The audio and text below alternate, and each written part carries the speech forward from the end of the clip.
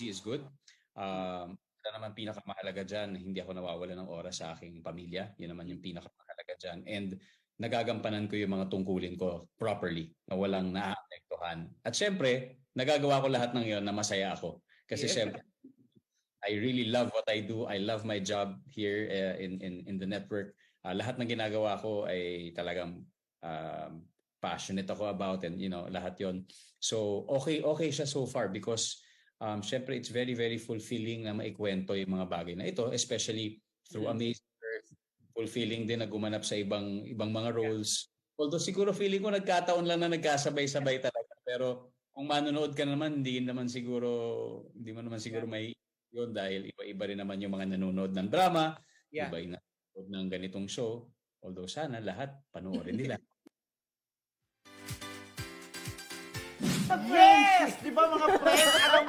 Nangbagulan pa rin ni Ding Dong. Di ba maganda ka sa press ko? Kaya maganda sa kanya, kaya niyang pagsabayin ang karir at ang pamilya. Yes. Ano lang yung tawag dyan? Time management. Work-life balance. Yeah. correct. Work-life balance. Oh, Yes. may work, may buhay. Yes. Balance. Balance. Actually, andun ako sa Zoom press ko ni Ding Dong. At nakakatuwa nga, di ba, na sa dami ng kanyang mga ginagawa, nagkakaroon pa rin siya ng time sa kanyang asawa at sa kanyang At in fairness, kay Ding Dong, kahit lapitin ng mga babae, True! hindi pumapatol loyal kay Marian. Loyal talaga. Notice mo ba sila ni Marian, Napakaganda di naman ba? kasi ni Marian. Alam mo, hindi mo na pagpapalit kung ganyang face value, di ba? Okay, balik tayo dun sa ano. Isang Kasi press nga, call. kailangan niyang i-give up yung family feud, di ba?